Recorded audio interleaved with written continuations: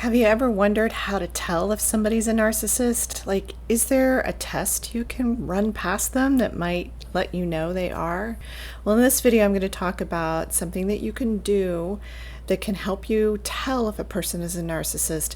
Now, you may already have a real good idea that the person that you're dealing with is a narcissist.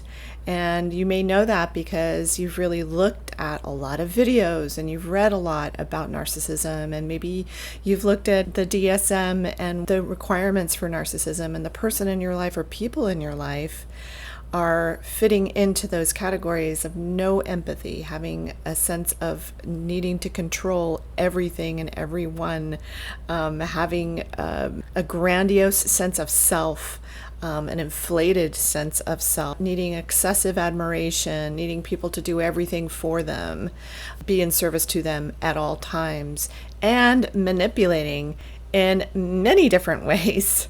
So if you think that this person in your life might be that, I'm going to give you, in just a moment, I'm going to give you a test that you can use to tell if a person is a narcissist.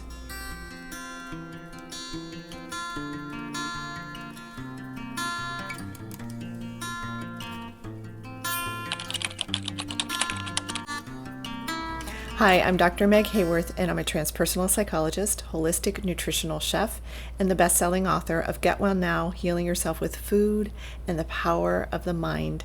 And I help wounded icons, adult children of narcissists, become healed icons. And what's an icon? An icon is somebody who's independent, confident, original, and naturally you. Those are all the things that really get kind of squashed by a narcissistic parent, and I help you with the holistic healing, particularly the emotional root cause of illness and pain, and how that translates to the physical body, and the energy that we expend with our narcissistic parents, mates, friends, and bosses. Ooh, they're everywhere, aren't they? So what's the narcissist test? I mean, come on.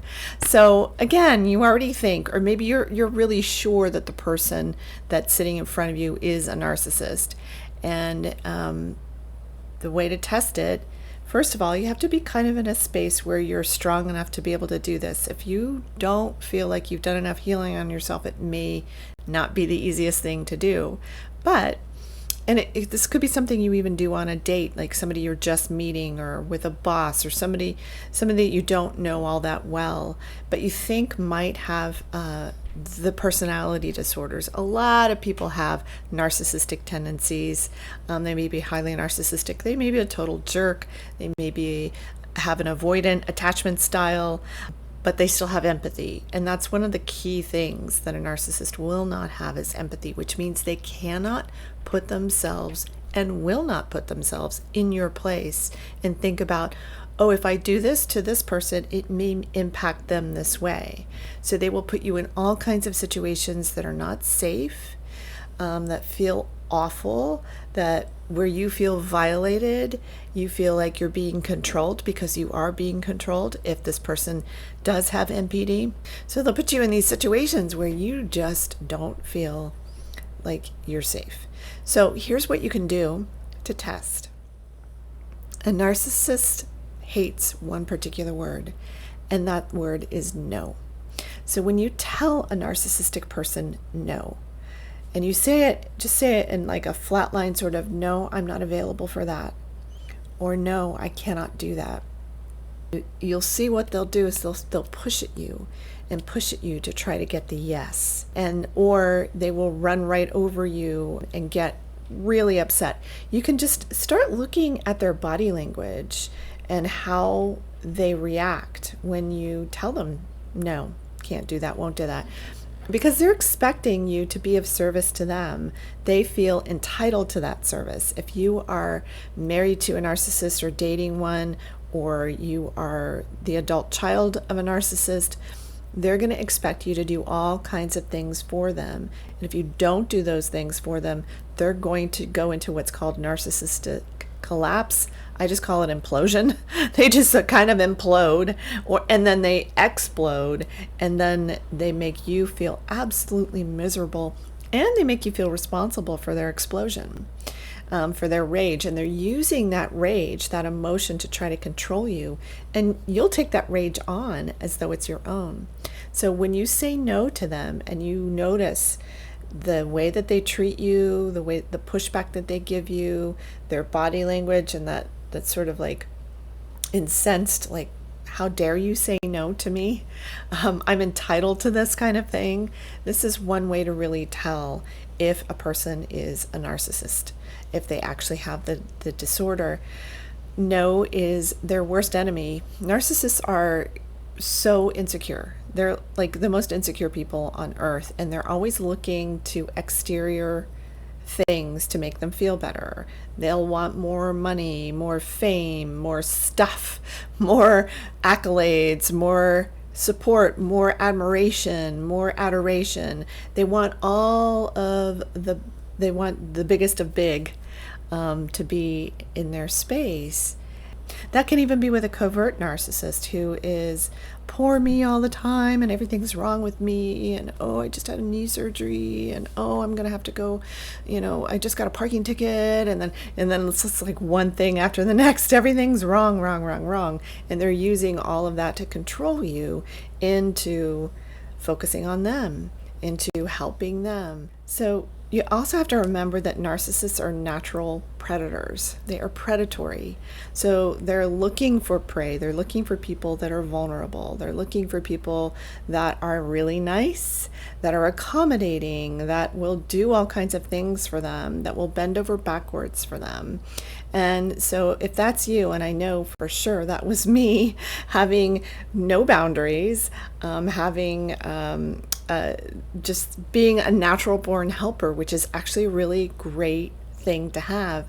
But when you overhelp people to the extent that you sacrifice yourself and you are in service to a narcissistic person in your life, the second you stop that overhelping, it's going to be mayhem typically, because they don't know how to react to you asserting yourself because you haven't done it yet. And so when you start asserting yourself and you start saying no and you start focusing on yourself and you start, walking away and doing your own things in life and not focusing on them and everything that they need and want and giving them every little ask. They ask for all kinds of things for you to prove to them that you are in service to them, because they need that kind of proof. They need that kind of show of support so that they feel superior. They always need to feel superior to you, and one of the ways they feel superior is when they get a yes, and a yes, and a yes, and a yes from you.